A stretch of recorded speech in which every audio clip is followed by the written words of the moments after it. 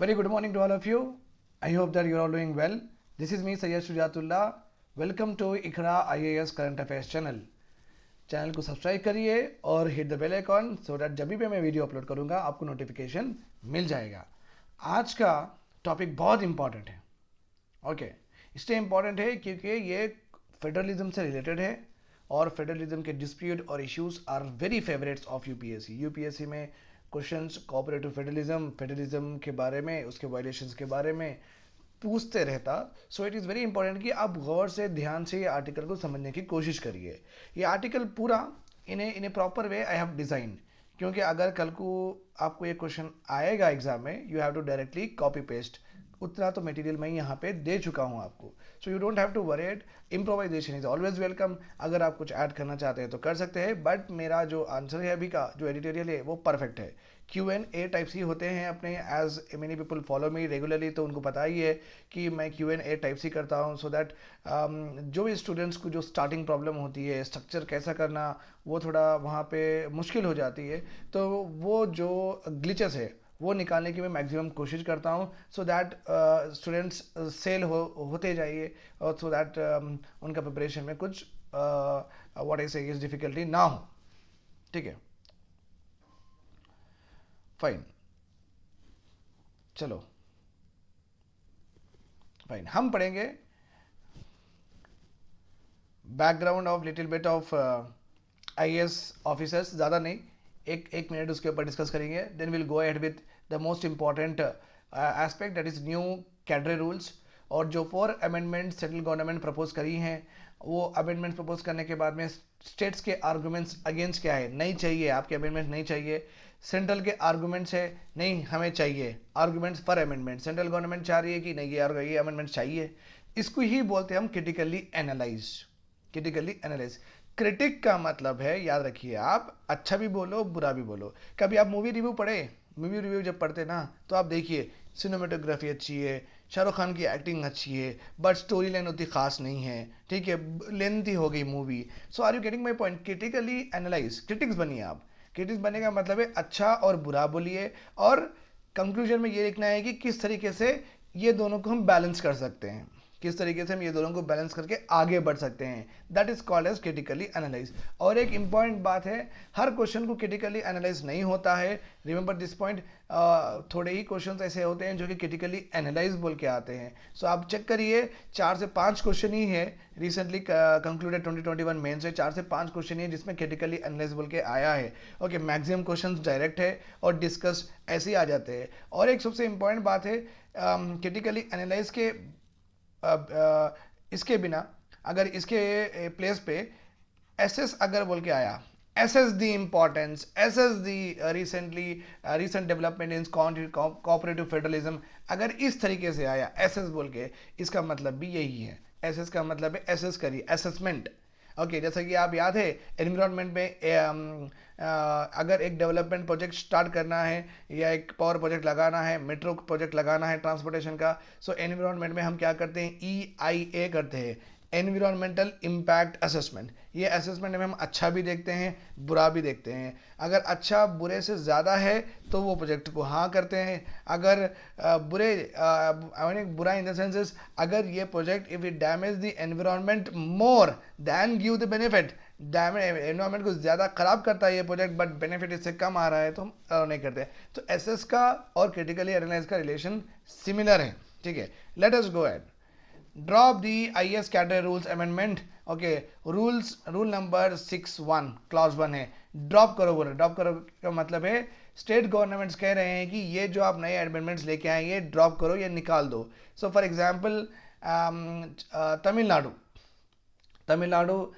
CM is also saying that IAS rule change, the whatever the new rules are there, they are actually against the very roots of federalism. Actually against the very root of federalism. और आप यहीं पे भी देखिए, छत्तीसगढ़ के chief minister Bhupesh Baghel, he is one of the supporter of BJP only. इन्हें BJP अभी जो प्रेजेंट गवर्नमेंट सपोर्टर भी है, but he also feels that कि ये जो प्रपोज अमेंडमेंट्स आए हैं आईएएस को गवर्न करने के लिए, ये कॉन्स्टिट्यूशनली कोऑपरेटिव फेडरलिज्म के अगेंस्ट स्पिरिट में नहीं है. CM of Chhattisgarh and Rajasthan write to Modi, Prime Minister Modi, against the proposed IAS rules. तो आप समझ सकते हैं कि स्टेट्स को प्रॉपरली दिक्कत है ये रूल्स से. ओके, अब थोड़ा बहुत अपन बेसिक्स भी पढ़ लेंगे. ओके, IAS को रिलेटेड, IAS को लेके एक एजेंसी है that is called as Union Public Service Commission. This is a agency that recruits IAS officer, that's all. इतना याद रखिए बस है. और ये कॉन्स्टिट्यूशनल बॉडी है. ओके, इसका मतलब है कॉन्स्टिट्यूशन में इसका मेंशन किया गया है, इसका रोल, फंक्शन, नाम etcetera, so and so forth. So एक कॉन्स्टिट्यूशनल बॉडी है, एक चेयरमैन होते हैं और मेंबर्स होते हैं इसमें, chairman and members. So they will conduct IAS examinations in our country. ठीक है, ये हो गया. आप तो वही पढ़ रहे हैं, आप सुन भी वही रहे हैं, IAS ही कर रहे हैं. ठीक है, और एक है जो IAS रिलेटेड है. Okay, indirectly central administrative tribunal भी होते हैं, स्टेट एडमिनिस्ट्रेटिव ट्रिब्यूनल भी होते हैं. ये not only for IAS, for any central government officer or state government officer, central government officer in case of CAT, central administrative tribunal, और state officers in case of what, state administrative tribunal. अगर central government के किसी employees को government से कुछ दिक्कत है, कुछ ट्रांसफर ज़बरदस्ती कर दिए या उनका प्रमोशन नहीं कर रहे हैं, तो ये यहाँ पे जा सकते हैं. स्टेट गवर्नमेंट के एम्प्लॉयज़ को कुछ भी दिक्कत है गवर्नमेंट से, तो ये यहाँ पे जा सकते हैं. ठीक है, तो एम्प्लॉयज़ रिलेटेड अगर कुछ प्रॉब्लम है तो ट्रिब्यूनल्स भी है. ओके, सो ये दो ही चीज़ एक्चुअली कॉन्स्टिट्यूशन में है जो कि एम्प्लॉयज रिलेटेड है. एक तो यूपीएससी डायरेक्टली IAS के लिए है, central administrative tribunal and state administrative tribunal ये एम्प्लॉयज के ग्रीवियंसेस रिड्रेसल करने के एक मैकेनिज्म है, that's all. Okay, but employees में सभी आते हैं, IAS ऑफिसर्स भी आते हैं, सभी आते हैं. तो आप याद रखिए, tribunals are not part of original constitution. जब कॉन्स्टिट्यूशन बना था, ओके, 26 जनवरी और अब नवंबर 1949 में जब अडॉप्ट करे थे, जब कॉन्स्टिट्यूशन बना था, ये ट्रिब्यूनल का जिक्र नहीं था, ये ट्रिब्यूनल के बारे में मेंशन नहीं था. Okay, it was added. Tribunal kind of quasi judicial mechanism. Okay, tribunals को क्या बोलते हैं अपन, क्वाजी जुडिशियल. ओके, जुडिशरी के ऐसा कोर्ट ही है बट आधे फंक्शन है, क्वाजी. ओके, कोर्ट ही है बट आधे ही फंक्शन है. जैसे कि अपना हाई कोर्ट है, हाई कोर्ट के पास आप सिविल केस लेके जाओ, आपको कोई मारे तो केस डालो, आपको कोई मर्डर करने की धमकी दे तो केस डालो, civil case, criminal case, IT case, हर केस पे आप हाई कोर्ट जा सकते हैं और सेशन कोर्ट जा सकते हैं, कौन सा भी कोर्ट जा सकते हैं रेगुलर कोर्ट से. बट यहाँ पे ट्रिब्यूनल्स में आप स्पेसिफिक कोर्ट ही जाना. यहाँ पे ट्रिब्यूनल में अगर IT information technology appellate tribunal है तो आप वहीं पे जाना. ठीक है, वही केसेस लड़ सकते हैं. तो इनका मतलब है कि ये जुडिशरी के जैसे एग्जैक्ट 100% फंक्शंस परफॉर्म नहीं करते हैं ट्रिब्यूनल, उनके एक लिमिटेशंस होते हैं. Just why that is called as what, quasi judicial. Quasi judicial जैसा कि सेंट्रल एडमिनिस्ट्रेटिव ट्रिब्यूनल है, ये सिर्फ सेंट्रल गवर्नमेंट एम्प्लॉयज़ के ग्रीवेंस ही एड्रेस करता, ना कि आपका डाइवर्स करना है, ना कि शादी में कुछ प्रॉब्लम है, ना कुछ भी डाउरी है, डोमेस्टिक वायलेंस है, ऐसा कुछ. ये it will not take any cases like that. तो इनके कुछ लिमिटेशंस हैं. ओके, सो वो लिमिटेशंस में ही काम करते हैं. That's why we call them as what, quasi judicial. Tribunals are quasi judicial. They are added by 42nd amendment act of 1976. आप ये याद रखें, 4+2 76, ये 6 हो गया, क्योंकि 76 और 78 बहुत इंपॉर्टेंट है. 78 के लिए 44 amendment act is majorly related to 1978. 4+4 8, ये ऐसा याद रखना, क्योंकि कभी कभी पूछ देता कि 42nd अमेंडमेंट एक्ट 1978 में आ गया, तो आप थोड़ा बहुत कंफ्यूज नहीं होना. तो मैं थोड़ा बहुत निमोनिक दे दिया आपको एक इजी रिमेम्बरेंस के लिए. 4+2 is 6. Okay, and tribunals related अपने पास एक आर्टिकल को इंसर्ट करें ये अमेंडमेंट से. ये अमेंडमेंट के बाद article 323A deals with administrative tribunals. बस दो ही चीज़ है अपने पास जो कि एम्प्लॉय से कुछ रिलेटेड है. ठीक है, एक तो यूपीएससी, एक तो कैट. ठीक है, लेट अस गो अहेड. फैक्टॉइड्स देखो, सरदार वल्लभ भाई पटेल बोलते थे, okay, he was a person who has champion का मतलब है इनके वजह से Indian administrative services, Indian police services हम क्रिएट करे हैं, कॉन्स्टिट्यूशन में अंदर डाले हैं. इन्हों ही उसके स्टीयरिंग थे, इन्हों ही ड्राइविंग फोर्स थे कि ये सर्विसेज जो आज आप पढ़ रहे हैं ये इनकी ही बदौलत है. Okay, all India services members are recruited and appointed directly by the centre. It is very important. Members are recruited by the center, they are appointed by the center and allotted to various states. So central government appoint करती, central government recruit करती, और जिसको जितने चाहिए central government allot करती है. And they could serve both under state and center. Means क्या है, ये सेंटर के सेंट्रल इंस्टीट्यूशंस भी ये देखते हैं और स्टेट के गवर्नमेंट के इंस्टीट्यूशन भी रहे तो वो भी देखते हैं। लाइक GHMC है हमारा, greater Hyderabad municipal corporation. Municipal corporation तो आएगा स्टेट गवर्नमेंट के under, but state government can appoint IPS officer, IAS officer even to run what GHMC। तो GHMC कमिश्नर बना सकते हैं, GHMC के हेड बना सकते हैं, स्टेट के इलेक्ट्रिसिटी डिपार्टमेंट के भी हेड बना सकते हैं। इट मीन्स व्हाट, ये जो IAS ऑफिसर्स है ये सेंट्रल गवर्नमेंट के डिपार्टमेंट्स को भी हेड बन सकते हैं, ये स्टेट गवर्नमेंट के डिपार्टमेंट्स के भी हेड बन सकते हैं अगर स्टेट गवर्नमेंट अपॉइंट करी तो। Okay, so that's why it is properly written here कि IAS officer could serve both under state and centre. Okay, recruited appointed by the centre, works under both state and centre. अभी आपको एक preliminary में एक twisting question आएगा, वो क्या रहेगा ट्विस्टिंग क्वेश्चन, ये बोलेंगे कि IAS officer appointed to the states works only in the central government central public sector enterprises, central public sector enterprises. नहीं, अगर ऐसा होता था तो फेडरलिज्म का इन्फ्रिंजन होता ही नहीं था, फेडरलिज्म का वायलेशन होता नहीं था। उनके ही department central public sector enterprise के डिपार्टमेंट में भी वो काम कर रहे हैं। ओके, और वो सेंट्रल पब्लिक सेक्टर डिपार्टमेंट रहो, भेल रहो, गेल रहो, सेल रहो, वो उनका ही है, तो अपने को मतलब ही नहीं है। ठीक है, बट ऐसा नहीं है ना, ऐसा नहीं है। They work in the centre also, they work in the state, क्योंकि पोजीशंस पे, बड़े बड़े पोजीशंस पे IAS ही अपॉइंट करना बोल के लिखा हुआ है। ओके, स्टेट का ही डिपार्टमेंट ले लो आप, इलेक्ट्रिसिटी डिपार्टमेंट का हेड, इलेक्ट्रिसिटी डिपार्टमेंट जो स्टेट के अंदर आता है इसका हेड IAS ऑफिसर ही होना चाहिए। तो इसका मतलब आप समझिए कि IAS ऑफिसर स्टेट के भी हेड बन सकते हैं डिपार्टमेंट्स के, और सेंट्रल गवर्नमेंट के भी हेड बन सकते हैं। तो यहाँ पे आएगा violation. Okay, Sardar Vallabhbhai considered that all India services, they are very very essential to knit the administrative framework of vast and diverse country into the integrated whole। ये IAS IPS ऑफिसर आप ही लोग पूरी India को एक properly knit करेंगे एक framework में। Okay, क्योंकि आप ही है जो कॉमन है पूरे इंडिया में। ओके, तो एक आपका प्रॉपरली निटेड है आप। Okay okay, every state you are there, so a uniformity है because of you people. Okay, provide a link, connecting link between implementation at the field level and policy making at the top level. आपको ये भी पता होगा IAS officers ही बनाते हैं policies, वो ministers को देते हैं, तो मिनिस्टर्स पे रिव्यू करके they will present the parliament.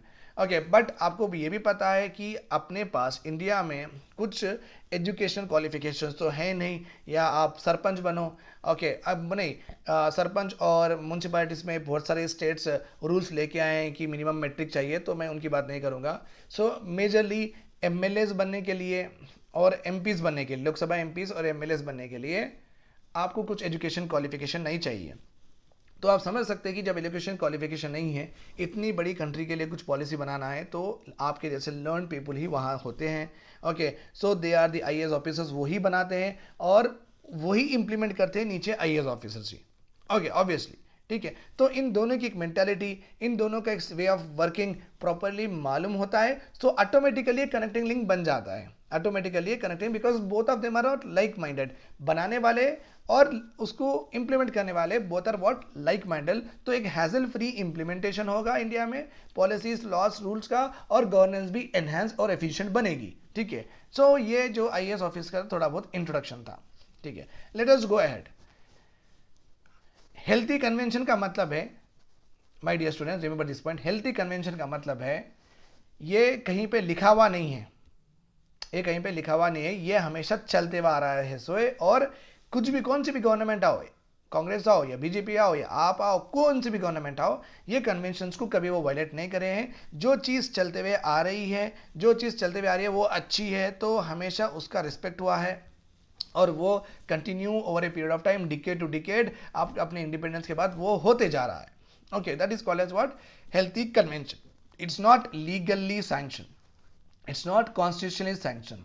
Okay, it's a healthy convention, जो चलते आ रहा है वो हेल्थी है और सब गवर्नमेंट उसको रेस्पेक्ट कर रहे हैं, that is called as healthy convention. अभी क्या हुआ, अभी हेल्थी कन्वेंशन पहले क्या थे, पहले क्या थे, बिफोर अमेंडमेंट्स में क्या थे? All India IAS officers are made available for central deputation। अगर स्टेट में एक IAS ऑफिसर काम कर रहे हैं, इनको सेंट्रल गवर्नमेंट बुला रही है, आप यहाँ पे आके काम करिए, यहाँ पे आपकी ज़रूरत है। जब सेंट्रल गवर्नमेंट इस तरीके से किसी को depute, this is called as what, this process is called as deputation, special requirement में बुलाना, okay, that is called as what, deputation. Transfer नहीं बोलते, डेप्यूटेशन बोलते हैं। ओके, जब स्टेट गवर्नमेंट को में कोई आईएएस ऑफिसर है, उन्होंने यहाँ पे काम कर रहे हैं, सेंट्रल गवर्नमेंट ये ऑफिसर यहाँ चाहती है क्योंकि इनको कुछ काम है वहाँ पे, तो जब ये यहाँ पे चाहती है तो स्टेट गवर्नमेंट ये ऑफिसर को रिलीव करना है, नहीं है, इनको छोड़ना है, नहीं है, यस। तो जब ये कभी भी सेंट्रल गवर्नमेंट प्रपोज करती है कि ये सो एंड सो आईएएस ऑफिसर हमें चाहिए, तो सेंट्रल गवर्नमेंट स्टेट से कंसल्ट करके, ओके, और ऑफिसर से कंसल्ट करके एक डिसीजन, कंसल्टेंसी प्रोसेस चलता था। क्या चलता था? एक कंसल्टेंसी प्रोसेस। अगर स्टेट गवर्नमेंट और ऑफिसर भी विलिंग नहीं है तो नहीं भेजते थे, तो ये लोग खामोश भी बैठ जाते थे। Okay, central government, I remember this point, ये एक पहला कन्वेंशन था। ओके, कंसल्टेटिव प्रोसेस था, कभी भी डेपुटेशन के लिए जाने के लिए, कभी यहाँ से स्टेट से सेंटर जाने के लिए कंसल्टेटिव प्रोसेस होता था, और स्टेट को पूछते थे, ऑफिसर से, कंसर्न ऑफिसर को भी पूछते थे, अगर वो विलिंग नहीं है, स्टेट भी विलिंग नहीं है, तो नहीं भेजते थे। यहाँ पे हो गया, no officer was sent on central deputation against his or her own will, ये दूसरा हेल्थी कन्वेंशन था। ओके, किसी को भी बिना उनकी मर्जी के नहीं भेजा जाता था। एवरी ईयर, हर साल, state government would prepare an offer list, state government offer list बनाते थे। Okay, who has opted for central deputation. मैं तेलंगाना में आईएएस ऑफिसर हूँ, मेरे तरह आप भी है, बहुत सारे लोग हैं, हम स्टेट गवर्नमेंट को लिख के देंगे कि हम सेंट्रल में काम करना चाहते हैं, तो स्टेट गवर्नमेंट एक लिस्ट प्रिपेयर करती है उसकी, 1 2 3 4 5, these are the people who want to work with you sir, ले लो इनको। Okay, without arbitrarily holding any names, और स्टेट गवर्नमेंट को उतना इंटरेस्ट नहीं था, जो भी जाना चाह रहे तो वो लिस्ट बना के दे देते थे, किसी का नाम होल्ड नहीं करते थे। The state would relieve the officers picked up by the centre at the earliest, जब भी लिस्ट में से कौन से भी ऑफिसर्स को सेंट्रल गवर्नमेंट यस हमें ये ऑफिसर चाहिए बोल, तो स्टेट गवर्नमेंट जब भी रिलीव कर देते थे, और जब भी रिलीव कर देते थे। तो आप याद रखिए, ये बहुत हेल्थी कन्वेंशन चल रहे थे, अच्छा सब चल रहा था। अब यहाँ पे हो गई हेरा फेरी। ओके, तो आप गौर से देखिए, अच्छे से, आराम से। ओके, ये हेल्थी कन्वेंशन पे ही पूरा आर्गुमेंट डिपेंड है, इसलिए अच्छे से देखिए। ओके, अभी क्या हुआ, ये कन्वेंशंस ब्रेक होते गए, सेंटर भी ये गलती करती गई, स्टेट गवर्नमेंट भी ये गलती करती गई, तो ये दोनों भी चालू थे अपने ओन वे में। जब दिल में आए सेंट्रल गवर्नमेंट ब्रेक करी, जब दिल में आए स्टेट गवर्नमेंट भी ब्रेक करी, तो हेल्थी कन्वेंशंस को ब्रेक हो गया। अब देखो, जुलाई सेंटर के जो वायलेशंस है इन दिस हेल्थी कन्वेंशंस में, जुलाई 2001 में centre unilaterally placed at its disposal the services of 3 IPS officers of Tamil Nadu cadre. Tamil Nadu में जो आईएएस ऑफिसर्स है उनका नाम डायरेक्टली गवर्नमेंट ऑफ इंडिया ये ऑफिसर्स हमको रिपोर्ट करो बोल के डायरेक्टली बुला लिए ना। पहली बात, ये कंसल्टेटिव प्रोसेस नहीं हुआ। क्या नहीं हुआ? यहाँ पे जो कंसल्टेटिव प्रोसेस की मैं बात कर रहा था, ये नहीं हुआ। यूनिलेटरली मीन्स अकेले ही डिसीजन ले लिए, ये 3 ऑफिसर्स को बुला लिया तमिलनाडु से। दिसंबर 2020 में भी centre did the same in respect of 3 IPS officers of West Bengal. फिर से करे हैं ये same to same, West Bengal के इलेक्शन है ना, जब क्या करे, 3 आईएएस ऑफिसर्स को डायरेक्टली बुला लिए, जब भी ममता बनर्जी से, स्टेट गवर्नमेंट से और वो ऑफिसर से विलिंगनेस नहीं पूछे, तो ये हो गया कन्वेंशन ब्रेक। अब देखो स्टेट गवर्नमेंट के ब्रेकिंग, ये भी कन्वेंशन ब्रेक करें। कभी कभी कोई ऑफिसर सेंट्रल डेपुटेशन पे जाना चाहते हैं, इन्होंने नहीं भेजे और इनके नाम होल्ड कर लिए। Okay, delayed their relief. Okay, पहली बात तो हम भेज रहे बोल के डिले कर दिए। ओके, हम भेजते 2 महीने भेजते, थोड़े पेंडिंग काम है, प्रोजेक्ट के ऊपर काम कर रहे हैं, ओके, नई चीज़ आ रही है, हम भेजते बोल के ये डिलीट कर दिए, delay not delete. Senior IPS officers was not allowed to join the central bureau of investigation despite earlier clearance and was suspended by the government of Tamil Nadu. Suspended by the government of Tamil Nadu. Senior IPS officers जो कि central government अगर वो लोग बुलाई हैं and they are willing, वो जो state government में जो है IAS officer, they are willing, they want to work in CBI also, इनको ये स्टेट गवर्नमेंट नहीं भेजी है, और नहीं भेज के और ऑब्वियसली उल्टा इनको सस्पेंड कर दिए हैं because of some charges, suspend करें। अब सस्पेंशन रहने के बाद में आप काम नहीं कर सकते, ये तो एस्टैब्लिश कन्वेंशन, ये भी एक कन्वेंशन है। ओके, आप सस्पेंशन होने के बाद काम नहीं कर सकते। सस्पेंशन का मतलब है आपके अगेंस्ट कुछ चार्जेस है, तो आपके अगेंस्ट कुछ चार्जेस रहने के बाद आप वो कुर्सी पे नहीं बैठना मोरली रॉन्ग है, डिसरेस्पेक्ट है आपकी कुर्सी पे, आईएएस की कुर्सी पे। तो आपका सस्पेंशन होने के बाद आप कोर्ट में जाना, कोर्ट में जाके आपके सस्पेंशन के अगेंस्ट आप प्रूव करना कि ये गलत चार्जेस है मेरे ऊपर। प्रूव करने के बाद में जब आप क्लीन आते हैं, तब वो कुर्सी आपके लिए है आईएएस की। आप ऐसी ही रिचार्जेस लगा लेके जिस तरह से एमपीज एमएलएज इतने क्राइम्स लगा के बैठ सकते हैं, आपको वो अलाउड नहीं है माय डियर स्टूडेंट्स। तो आगे जाके कभी भी आप छोटे मोटे चार्जेस से सस्पेंशन हो सकता है। सो बहुत क्लियर रहना चाहिए चीज़ों में, ठीक है। देख समझ के काम करिए आप लोग। राइट ना, अभी क्या हो गया आपको मैं समझा दिया। सेंट्रल गवर्नमेंट भी कन्वेंशंस ब्रेक करी हैं अभी तक, स्टेट गवर्नमेंट भी कन्वेंशंस ब्रेक करी है, ठीक है। देखो senior IPS officers who are not allowed to join, when they want to join they are not allowed to join. यहाँ पे क्या था, no officer was sent on his will and deputation if they are avoid, क्या है अगर वो will नहीं करते तो भेज देते थे, ठीक है। राइट, सो कन्वेंशंस ब्रेक हुए हैं। अभी 4 अमेंडमेंट्स आए हैं। Rule number 61 of the IAS cadre rules 1954 में आए हैं। आई थिंक भारत रत्न भी अभी स्टार्ट हुआ शायद। ओके 1854 में फर्स्ट रेलवे लाइन आई थी शायद Thane to Mumbai. Okay I am just correlating it, आप भी कोरिलेट करिए, कमेंट सेक्शन में लिखिए, इंटरेक्शन करेंगे अपन। ओके तो पहले क्या था रूल में, पहले रूल में क्या था, deputations only with the concurrence of the state. अगर सेंटर कोई आईएएस ऑफिसर चाह रही है स्टेट गवर्नमेंट से, तो स्टेट गवर्नमेंट से बिना परमिशन लिए और उनकी बिना सहमति लिए नहीं करते थे डिप्लॉय। अभी क्या है, इफ सेंटर चाह रही है स्टेट नहीं भेज रही है, सेंटर चाह रही है वो आईएएस ऑफिस स्टेट नहीं भेज रही है, अगर दोनों में डिस्प्यूट होगा, if any disagreement is there, centre will only decide, centre will only decide, ठीक है, हो गया, ठीक है, ये हो गया convention break. Now state government to provide a certain fix number of IAS officer for the central deputation every year, ये भी हम पढ़े थे। हर साल सेंटर में काम करने के लिए स्टेट गवर्नमेंट उनके आईएएस ऑफिसर्स जो भी विलिंग है या नहीं है वॉटेवर, एक लिस्ट बना के सेंट्रल गवर्नमेंट को देना है। ओके अभी नए जो अभी आफ्टर जो नया रूल आया है, it compels the state government to offer IAS officers for central deputation, even these officer themself may not wish to go to the central deputation. Okay देखो उनकी विल के अगेंस्ट नहीं भेजते बोले थे ना, अब तो वो भेजो या वो विलिंग करो या नको करो, स्टेट गवर्नमेंट को एक ऑफिसर की लिस्ट बनाना है, स्टेट गवर्नमेंट को एक ऑफिसर की लिस्ट बनाना है। ओके यहाँ पे स्टेट गवर्नमेंट पहले उनकी मर्जी से बनाते थे स्टेट लिस्ट, देखो भाई ये लोग आपके पास काम करना चाहते हैं ले लो। यहाँ पे क्या है, बनाना ही है, whether they are willing whether they are not willing, may not wish to go to the central deputation, जबरदस्ती उनको भेजना तो है। ओके स्टेट गवर्नमेंट पहले to release such officer who services may be sought by the central government in specific situation, ये तो new है, new वाला है। ओके ये ओल्ड वाला नहीं है। अभी क्या है न्यू रूल में, अगर सेंट्रल गवर्नमेंट ये स्पेसिफाई करेगी कुछ स्पेसिफिक सिचुएशंस है कंट्री में, चाइना का अग्रेशन है, पाकिस्तान का अग्रेशन है, टेररिज्म का कुछ प्रॉब्लम चल रहा है, तो ये ऑफिसर्स हमें चाहिए बिकॉज इनके पास स्पेशल नॉलेज है, ये नॉलेज हम यूज़ करेंगे। तो स्पेसिफिक सिचुएशन में अगर हम कोई ऑफिसर को बुलाएं, आप उनको रेस्ट्रिक्ट नहीं करना, आप उनको नहीं छोड़ना। स्टेट गवर्नमेंट को सेंट्रल गवर्नमेंट क्लियरली बोल दिए हैं, अगर स्पेसिफिक सिचुएशन में हम किसी को बुलाते हैं, आपके पास हक नहीं है उनको रोकने का।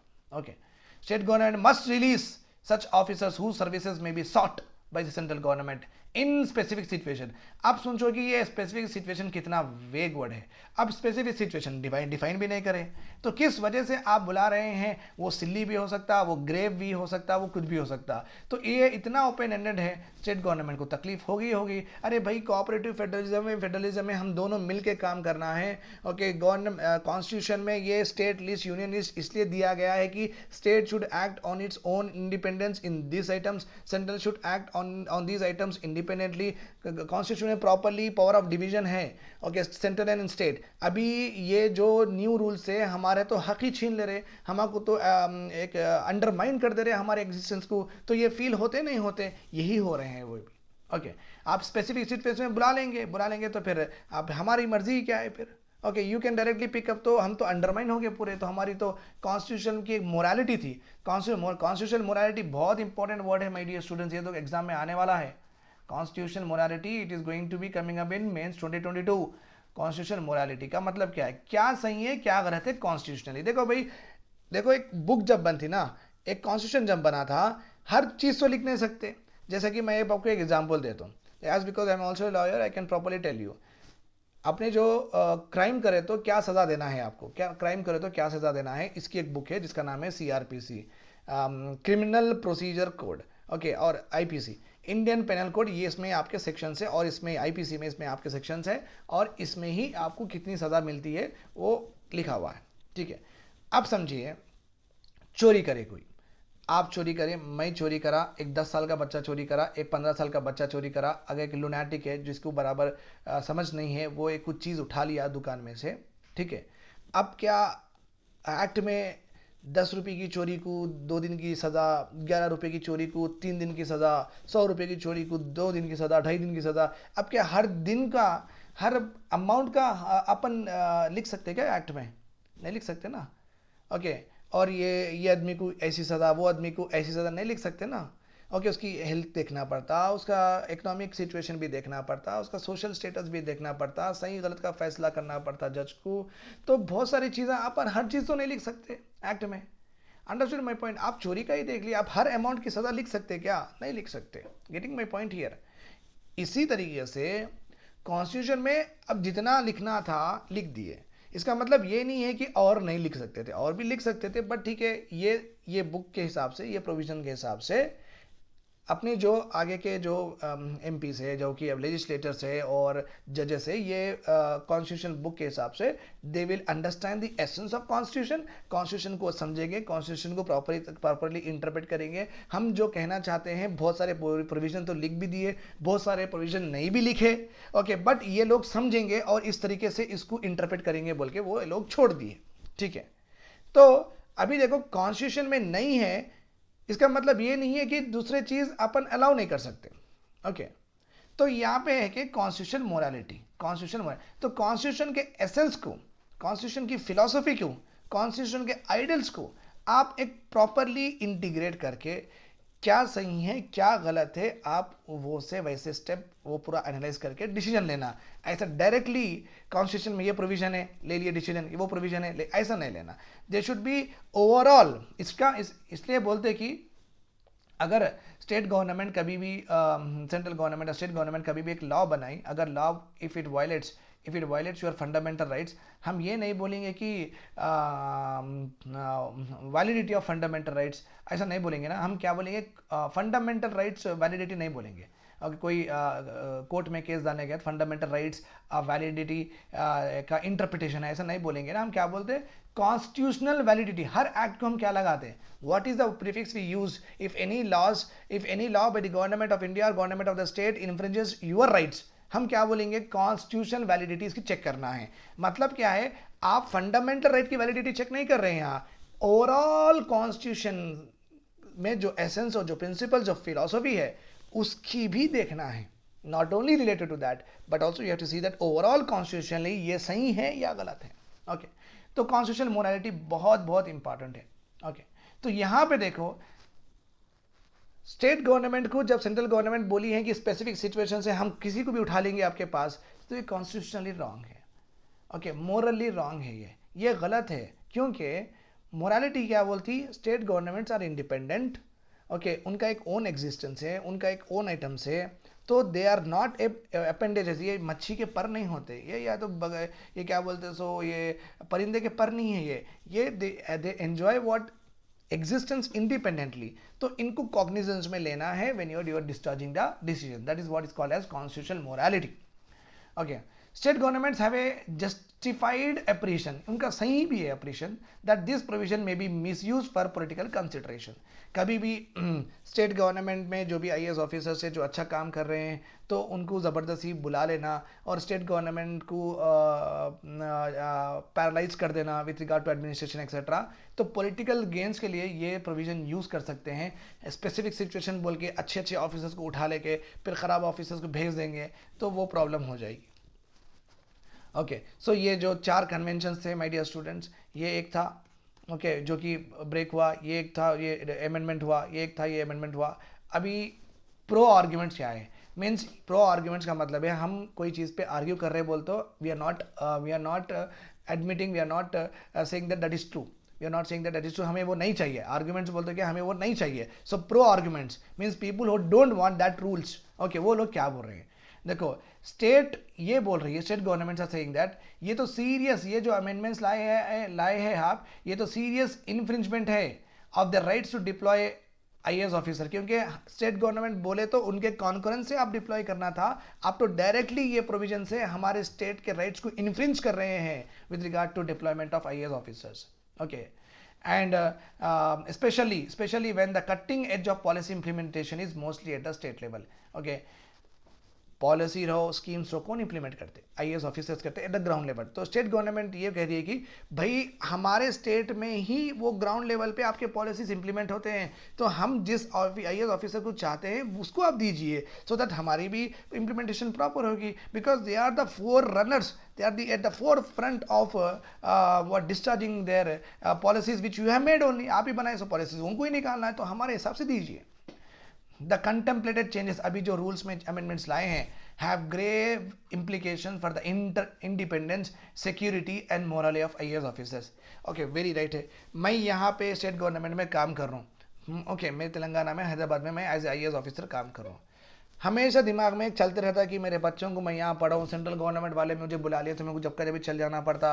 ये लोग रोक भी नहीं सकते. स्टेट गवर्नमेंट में रिक्वेस्ट डालूँ, अनविलिंग भी भेज दे रहे. ठीक है, मैं विलिंग नहीं हूँ तो भेज दे रहे. मेरे बच्चों की पढ़ाई क्या है, मैं मोरली मैं डिस्टर्ब हो जाऊँगा. मेरी सिक्योरिटी ऑफ टेन्यूर नहीं रहेगी. यहाँ जाऊँ, कहाँ जाऊँ, मुझे समझ में नहीं आएगा. सो मेरी इंडिपेंडेंस पूरी आप छीन लिए. अब तो मैं तो पपेट ही बन गया. Right, are you getting my point? मैं तो पपेट ही बन गया. स्टेट गवर्नमेंट के हाथ से निकल के अब मैं सेंट्रल गवर्नमेंट के हाथ के उनका पपेट बन गया. तो अब मेरा तो पूरा मोरल डाउन हो जाएगा. वेरी राइट है. आप भी सोचिए वो जगह पर रह के आपको भी समझ में आ जाएगा. If the state begin to doubt the loyalty of IAS officer, they are likely to reduce the number of IAS cadre posts. Okay, obviously, जब सेंट्रल गवर्नमेंट स्टेट गवर्नमेंट के आईएएस ऑफिसर को अपने विल पे बुला रही हैं, फिर वो बाद में आके बराबर बिहेव नहीं कर रहे, तो स्टेट गवर्नमेंट क्या सोचती है? अरे भाई वहाँ पे इनको पट्टी पड़ा दी है, सेंट्रल गवर्नमेंट में कुछ देते बोले होंगे, एमपी की सीट एक्सेट्रा, यहाँ पे ये सुनना बंद कर दिया आपने. Okay, he is not listening to us. यहाँ के पॉलिटिक्स उनको पता नहीं है. ओके, यहाँ पे भी पॉलिटिक्स होते हैं, रीजनल पॉलिटिक्स है, रीजनल पार्टी से. यहाँ पे भी एक सिस्टमेटिक वे में चलना चाहिए. थोड़ा अच्छा थोड़ा बुरा वो होते रहता है. राइट, बट वो यहाँ पे आके okay, he is not, he has change his behaviour. वो बिहेवियर चेंज होने की वजह से state government got the doubt. तो ये डाउट आने की वजह से वो बोलेंगे कि हमें चाहिए ही नहीं, हम हैसो लोगों को ही देख लेते हैं. And they will promote that state civil services. Okay, state civil services जो भी ग्रुप 1 ग्रुप 2 सर्विसेज जो बड़े सर्विसेज होते हैं ना, वहीं से ही ज़्यादा वो रिक्रूट करना शुरू करेंगे. And they will never ask the best of like you students. आपके ऐसे बेहतरीन स्टूडेंट्स को स्टेट गवर्नमेंट लेना ही बंद कर देंगे. तो पूरा सिस्टम ऑफ गवर्नेंस को पूरा डिस्टर्ब हो जाएगा. ओके, स्टेट गवर्नमेंट्स अगर they start doubting the loyalty of IAS officers. Okay, क्योंकि मालूम है यहाँ पे तो अर्जी देना बेकार है स्टेट गवर्नमेंट के पास, सीएम के पास तो कुछ है नहीं पावर्स. अब मेरा आईएएस ऑफिसर से रिलेशन है अब डायरेक्टली सेंट्रल गवर्नमेंट, तो उनके पैर पड़ो हो गया. I should not say that, but I am just telling you in general language कि अब उनके पास जाओ, उनके पास अर्जी दो, उनके पास रिक्वेस्ट करो, उनका काम हो जाएगा. स्टेट गवर्नमेंट तो कुछ मायने ही नहीं रखेंगे अब उनके लिए. राइट और रॉन्ग, बिकॉज अब ये यहाँ पे कैसा भी बिहेव करो क्या फ़र्क पड़ने का है. उनको देना है जवाब वहाँ पे भी, और उनकी चाबी भी है उनके पास भी. ठीक है, fine. In course of time IAS officers like you will lose is shine. आपकी शाइन पूरी चले जाएगी. All and the best and the brightest students will no longer opt for IAS as a career. ये सब बोलने के बाद में मैं आपको ये तो फील हो रहा होगा, अरे ऐसा मैं यहाँ का पपेट बन जाऊँगा, वहाँ का पपेट, अरे मेरे को यहाँ पे भी स्टेट गवर्नमेंट वाले इज्जत ये नहीं दे रहे हैं, वो लोग मनमानी चला रहे हैं सेंट्रल गवर्नमेंट वाले, तो मैं ये क्यों चूज़ करूँ भाई, ये ज़बरदस्ती की ज़िंदगी, ये दबाव की ज़िंदगी बोल के आपको भी एक फील होना शुरू हो जाता. तो आपके ऐसे ब्राइट स्टूडेंट अरे नहीं भाई नहीं करना है बोल देते ऐसा. Short sighted decisions of the government can do long term damage to the polity. तो प्रो आर्गूमेंट्स ये में ये है कि आपके जो डिसीजंस है वो शॉर्ट साइटेड है, बड़ी नज़र से नहीं देखे आप, बड़ी नज़र से नहीं देखे, लंबी नज़र से नहीं देखे. आपके डिसीजन बहुत शॉर्ट साइटेड है, पॉलिटिकल रिलेटेड है, सो इसको लॉन्ग टर्म डैमेज हो जाएगी पॉलिटी को, इसको आप देखिए. This are all pro arguments. Means argument means हम नहीं चाह रहे, प्रो आर्गूमेंट मीन्स ये जो पॉइंट्स है दे आर जस्टिफाइंग दैट हम वो नहीं चाह रहे, हम वो आपके रूल्स नहीं चाह रहे. अब सेंट्रल गवर्नमेंट और भी है, poor work in conditions in the junior level post, opaque and arbitrary system of empanelment. किस तरीके से किसी को भेज रहे हैं, वो वेगनेस रखे हैं आप आपके रूल्स में, जैसे कि स्पेसिफिक सिचुएशन एक वेग वर्ड है, सो ओपेक है, दिख नहीं रहा है कि आप किस लिए, ऑब्जेक्टिव क्या है ये अमेंडमेंट्स के, आप क्यों लाना चाह रहे हैं अमेंडमेंट्स के. सो ये जो सिस्टम है बहुत आर्बिट्ररी है. Lack of security of tenure at all levels, और किसी को कभी भी आप बुला लेंगे security of level of all officers at all levels. Okay, because of this okay IAS officers के शॉर्टेज और इनके बहुत सारे जो प्रॉब्लम्स हैं, इनको पहले ये पहले प्रॉब्लम्स ठीक करिए, बाद में वो अमेंड्स करते हैं, मगर लाइक दैट दे टोल्ड. और एक आर्गुमेंट क्या है, प्रो आर्गुमेंट, जब government of India is promoting lateral entry to the post in the centre, जब आप लेटरल एंट्री लाए हैं, कौन से भी ग्रेड 1 ऑफिसर को आप डायरेक्टली आईएएस बना सकते हैं, तो आपको हमारी ज़रूरत क्या है स्टेट गवर्नमेंट के आईएएस ऑफिसर्स की? अगर आपको चाहिए तो आप लेटरल एंट्री से आप ले लो ना, एक्सपर्ट्स को ले लो, किसको भी ले लो, कहीं से भी ले लो, आप लेटरल एंट्री आप तो अलाउ कर रहे हैं, तो आपको हमारे स्टेट गवर्नमेंट में वर्किंग आईएएस ऑफिसर क्यों चाहिए? ओके, आपको एक्सपर्ट चाहिए तो लेटर एंट्री से आप नई नई अपॉइंटमेंट कर लो, like that state governments are also saying there is no need to push willing IAS officer unwilling IAS officers on central deputation. जो नहीं चाह रहे जाना प्लीज मत भेजिए, जब दिल में नहीं है तो काम क्या करेंगे, right? It violate the basic constitutional morality. तो इतने सारे प्रो आर्गुमेंट्स हैं कि ये रूल्स ड्रॉप करिए। अब सेंट्रल गवर्नमेंट के आर्गुमेंट्स क्या है देखेंगे। Specialised IAS officers are required at the times of special needs. वो लोग बोल रहे हैं कि हमें कभी कभी स्पेशलाइज्ड पीपल चाहिए, जिसका बैकग्राउंड बॉटनी से हो, जिसका बैकग्राउंड ओके इंटरनल सिक्योरिटी से हो, पब्लिक एडमिनिस्ट्रेशन से हो, तो उनकी पॉलिसी बनाने के लिए करने के लिए हमें कभी कभी ज़रूरत पड़ती है सेंट्रल गवर्नमेंट को ओके स्पेशलाइज्ड ऑफिसर्स की, वो लोग चाहिए। Controversial IAS officers could be release to conduct free and fair election which is a moral duty. हमारी एक मोरल ड्यूटी है, अगर कोई ऑफिसर है जो कि पार्टीसन एटीट्यूड है, पार्टीसन ट्रेंड मीन्स जो पार्टी के लिए भी काम करते हैं, जो पार्टी को थोड़ा बहुत फेवरेटिज्म करते हैं ऑफिसर, जो पार्टी को थोड़ा बहुत नेपोटिज्म करते हैं ओके आईएएस ऑफिसर्स, तो ये कॉन्ट्रोवर्शियल ऑफिसर, चलो भाई तेलंगाना में हमारी केसीआर साहब की पार्टी है टीआरएस, और कांग्रेस की पार्टी है रेवंत रेड्डी साहब है, उन दोनों है, तो रेवंत रेड्डी साहब बोलेंगे कि नहीं जो आईएएस ऑफिसर है वो तो टीआरएस के लिए ही काम करते हैं, वो तो टीआरएस के लिए ही काम करते हैं, अगर ऐसा बोले तो ऐसे जो कॉन्ट्रोवर्शियल ऑफिसर्स के वजह से क्या होता है मालूम, माहौल पॉलिटिकल पूरी खराब होता है, इलेक्शन में पूरा क्या है मालूम, एक नेगेटिविटी फैलती। तो ऐसे ऑफिसर्स जो कि लोग डाउट कर रहे हैं, जो कि अपोजिशन उनके ऊपर कमेंट कर रही है, हम निकाल देंगे उनको, so the free and fair elections हो सकते हैं। ये भी हमारी तो मोरल ड्यूटी है, like that centre is saving. They represent the nation as one, so no need to serve in one state for a long period of time। क्या जरूरत है एक स्टेट में इतने दिन रहने के लिए? आप तो हर जगह जाओ, आप तो कल्चर एमालगेशन करना है, आपको नेशन का इंटीग्रेशन करना है, आपको एक रेड्डी आके दिल्ली में सर्व करेंगे, तो रेड्डी अगर वहाँ पे रहेंगे तो रेड्डी हमारे पास एक कास्ट है, एक रेड्डी अगर दिल्ली में सर्व करेंगे तो वहाँ के लोगों को अरे भाई ये तेलंगाना वाले कितने अच्छे बोल के मालूम होता, दिल्ली के कोई ये लोग यहाँ करेंगे तो हम बोलेंगे कि अरे भाई ये दिल्ली के कितने स्वीट है सर, कितने स्वीट है हमारे मैडम आईएएस मैडम, ऐसा बोलेंगे। अरे हमारी इंडिया कितना अच्छा है, हम कितने वननेस में रह रहे हैं, कोई और आके हम गवर्न कर रहे हैं, अपने लोग के जैसा देख रहे हैं, right? So no need to serve at one state, क्या जरूरत है, like that okay, makes them neutral okay. These provisions okay whenever central government can take the IAS officer from the state government, ये जो provisions है make the IAS officer neutral in discharge of their duties and they will be relieved from the pressure of state government के pressure से भी वो बचेंगे, क्योंकि जो भी है सेंट्रल गवर्नमेंट के पास है पावर्स, सो इंडिपेंडेंटली वो एक्ट करेंगे, उनकी मोरल और कॉन्शियसनेस और बढ़ेगी, कॉन्सेंस और अच्छा लेंगे और किसी के बिना दबाव में आके वो काम करेंगे। सो सेंट्रल गवर्नमेंट के आर्गुमेंट्स ये है, स्टेट गवर्नमेंट के आर्गुमेंट्स वो है, ठीक है। अभी अपने को आना है एक बीच का रास्ता, वो क्या है, that is called as conclusion बोलते हैं, we call it as what, conclusion. आप एग्जाम में इस तरीके से कंक्लूड कर लीजिए, ठीक है। I have written very bad so I write it very good okay. Conclusion, therefore it is a moral duty of central government take the cognizance of state apprehensions. State के जो भी तकलीफें हैं वो सेंट्रल गवर्नमेंट वो उसके ऊपर नज़र रखना है, उसके ऊपर मद्देनज़र रखते हुए उनकी एक मोरल ड्यूटी है okay, who in the words of Sardar Patel okay, the state governments are not just the wings of central government but the state enjoys independent existence okay, that is sanction in the constitution में ही है उनका independent existence. तो आप उनको बिना आप उनको override नहीं कर सकते, आप उनको बाईपास नहीं कर सकते, आप उनको नजरअंदाज करके जो मन में है वो रूल्स नहीं बना सकते। सरदार वल्लभ भाई पटेल के वर्ड्स में they are not wings, they are the independent body which are governing and its sanction by the constitution itself okay.